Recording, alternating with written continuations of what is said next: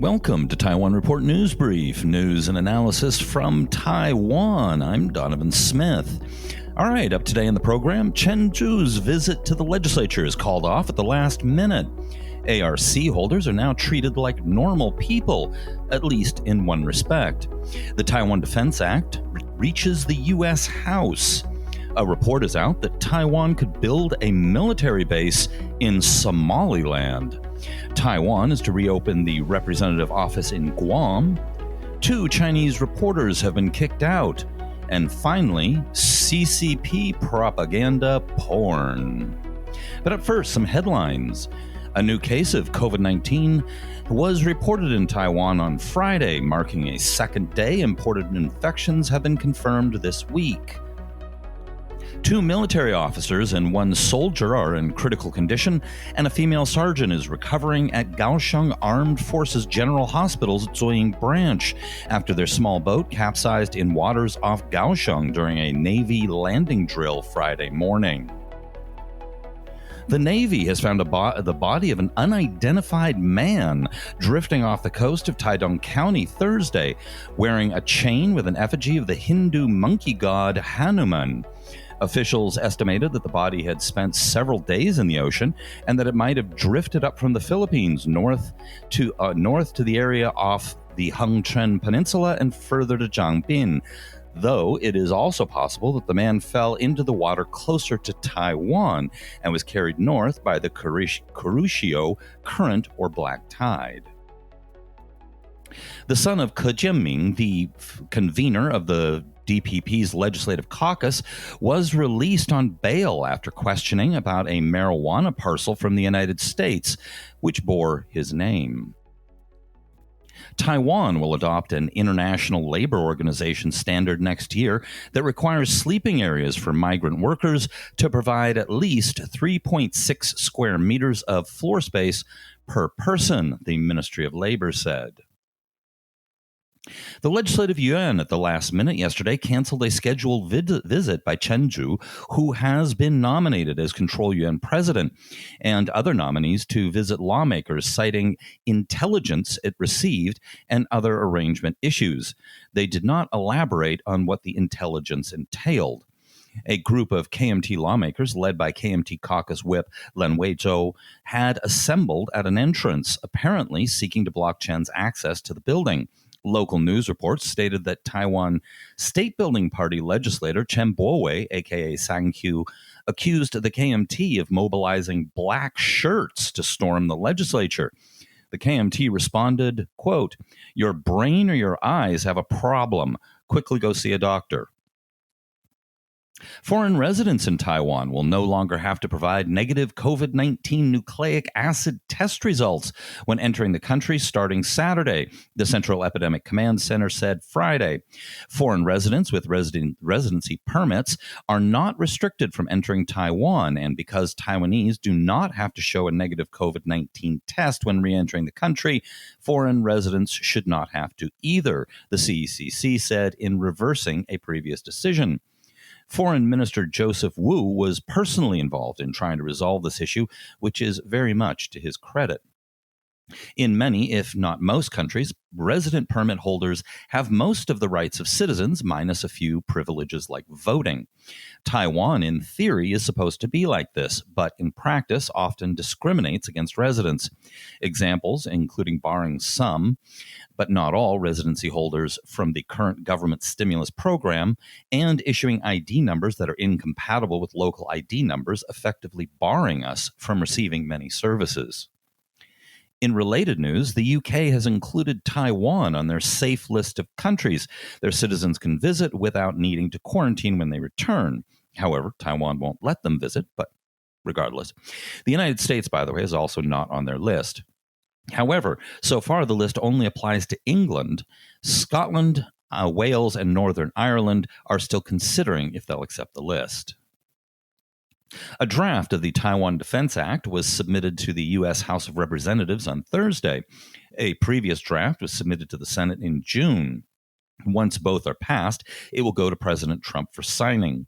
The proposed act would require the Department of Defense to take steps to ensure Taiwan's ability to thwart a Chinese invasion, and specifically a fait accompli against Taiwan.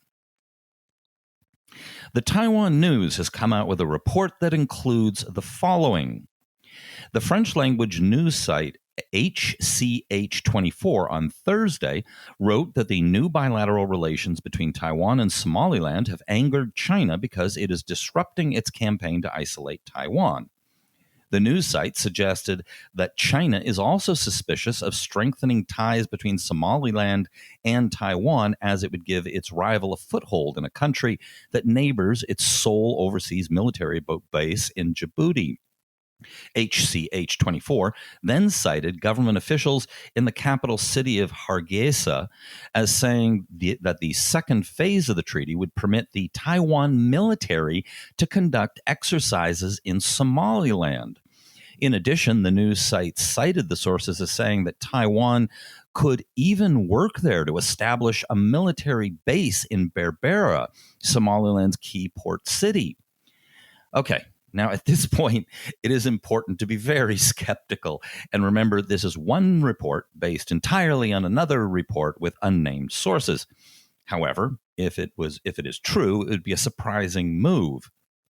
A Navy base would make some sense, I suppose, as Taiwan is a major shipping nation and piracy does exist in the region. Perhaps a military base with helicopters could provide some support. And, of course, they could spy on the Chinese base. I'll see if I can find more on this in the coming days, but I'm pretty skeptical. Taiwan said on Friday it will reopen its de facto consulate in Guam, a strategically located U.S. island with a large U.S. military base. Taiwan's foreign ministry said the reopening of its Taipei Economic and Cultural Office in Guam, after its closure in 2017 for budget reasons, was a response to closer Taiwan-U.S. relations and the strategic importance of the Pacific region. Quote, reestablishing TECO in Guam will facilitate economic and trade cooperation and exchanges between Taiwan and the greater Western Pacific region, deepen Taiwan's relations with its Pacific allies, and increase multilateral exchanges, the Ministry of Foreign Affairs said. Taiwan has full diplomatic relations with 4 nations in the region, Palau, Nauru, Tuvalu, and the Marshall Islands. China recently poached 2 countries, Kiribati and the Solomons. Taiwan has revoked the credentials of 2 reporters from China's Southeast television station and ordered them to leave by Friday, amid an investigation into allegations that several Chinese media outlets have set up studios and produced political talk shows. Interestingly, they refer to allegations. The shows are on YouTube if you'd like to go watch them. According to the Mainland Affairs Council, it launched an investigation after local media reporters alleged that Chinese broadcasters, including China Central Television, Southeast Television, and Cross Strait Television, have established studios in Taipei and produced political talk shows, which usually have a Chinese host serving as a moderator, followed by comments from 2 Taiwanese political pundits. This is work beyond the scope of reporting they are allowed to do here and is in violation of relevant laws and regulations in Taiwan. One of the reporters expelled, who is surnamed Ai, told journalists at the airport Friday that they had followed the book when working in Taiwan and were unaware of what they did that violated the rules. In a statement released by China's Taiwan Affairs Office on Friday, it slammed the DPP for ordering the 2 reporters to leave. Quote, the DPP authorities' unreasonable oppression of Chinese media outlets and the reporters' normal news coverage exposed how fake they are in their so-called news freedom, they said in the statement. Taiwan's Culture Ministry, meanwhile, said it was looking into the operations of other Chinese media outlets with journalists based in Taiwan. I wonder why I was never invited to one of those shows. All right, speaking of Chinese propaganda, one of the things I do is follow some of their mouthpieces. I've been keeping some articles in reserve with interesting or illuminating quotes for a day where I had a little bit of open time. Today is finally that day. Now, in the wake of the Han recall, the Global Times ran a piece with the title, Beijing won't rely on KMT for realizing reunification with Taiwan following mayor recall drama, analysts. The article starts with this. Former KMT candidate for the 2020 Taiwan leadership election lost the unprecedented vote, recalling him as, quote, mayor of Kaohsiung City, a southern port city of the Taiwan island, as Taiwan's pro-reunification political party lost again in its political struggle against the ruling Democratic Progressive Party with its anti-mainland and separatist stance. The Chinese mainland public are not paying much attention to the incident, as they have become convinced in recent years that they cannot rely on the KMT for Taiwan reunification, as the party increasingly wavers on reunification and fails to contain separatism on the island, said the mainland analysts, adding that with a worsening economy and deteriorating cross-straits ties, Taiwan's tragic situation would continue, and only the strength of the mainland and the determination of whole Chinese nation could be relied on for realizing reunification. Such great writing. The article continues in that vein, repeating over and over again the refrain that the KMT is no longer reliable. Then it gets to this. When Jiang Jitsun, that's Johnny Chang, was elected chairman of the KMT in March, Xi Jinping, General Secretary of the Communist Party of China Central Committee, did not send a congratulation letter to Chang. This was the first time since 2005 that the General Secretary of the CPC Central Committee didn't congratulate the elected KMT chairman. The mainland experts said that the reason could be because the mainland has found the KMT growing more localized and pro-U.S. instead of maintaining mutual trust with the Chinese mainland to promote cross-straits exchanges and keep the region peaceful. Well, that will be true if Johnny Chang succeeds in getting his reforms through in September. And it goes on.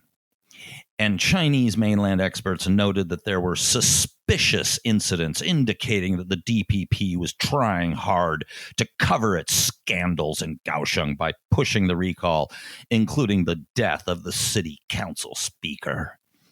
Now, they lay out a conspiracy theory about the city council speaker killing himself over DPP scandals, ending that part of the article with, "Now in Taiwan, democracy can even kill people," Song said. Lee said if there was anything that the people from the mainland can take from the incident, that would be that they were more certain that Taiwan's practice of a Western multi-party system democracy has failed, and this was the tragedy of the island as always. Song told the Global Times Sunday that the only way out for Taiwan to get rid of the tragedy is the reunification. Another piece in CGTN on the same subject had this. The removal of Han Kuo-yu is an important step taken by the DPP to beat the KMT in pursuit of long-term ruling. It is also a calculated step taken by the separatists in Taiwan to go on a witch hunt of whoever acknowledges the 1992 consensus. Now, this isn't the first time they've said they don't think the KMT is reliable any longer. There were a few comments to that effect in articles earlier this year. What is different this time, however, is that this is the focus of the entire article. It is clearly a shot across the bow at Johnny Chang and the KMT in general. No doubt some in the KMT, though by no means a majority, will find articles like this very concerning. That bloc, mostly those with family, historical, or business ties with China, will almost certainly vote against Chang's reforms. They also emphasize that they don't need the KMT in their goal of reunification, as they call it, and repeated that message repeatedly with lines like this. The mainland doesn't attach too much importance to Han and the KMT, and it would not impact reunification progress at all. The message appears to be to the KMT, you need us more than we need you. Here is another passage in the article that underlines that. In the past, KMT politicians only want to get benefits from the mainland by using the old key passphrase 1992 consensus. And the mainland also would like to offer, since we still got faith in the KMT. But since the KMT has failed to contain the separatism in past decade and refused to negotiate the reunification with mainland, many people in the mainland have found the KMT is not as valuable as before, said a Beijing-based anonymous expert on Taiwan affairs. Now, one other thing I saw recently, but seemed to have lost the original link, my apologies, was the use of rebel in reference to Taiwan. I've only seen that used the once, though. I'd like to thank the generous support of Brad, who was our very first supporter on Patreon. And on the very first day, our Patreon went live. Thank you very much, Brad. A lot of work goes into our shows and our website, so your support helps to sustain us and helps us grow going forward. So again, many, many thanks to Brad. And, of course, hit like and subscribe and all that good stuff, and tune in tomorrow. This has been brought to you by the Taiwan Report. For more content like this, become our patron at report.tw. 哎呦，就是那个台湾狗啦，最喜欢我的台湾狗了。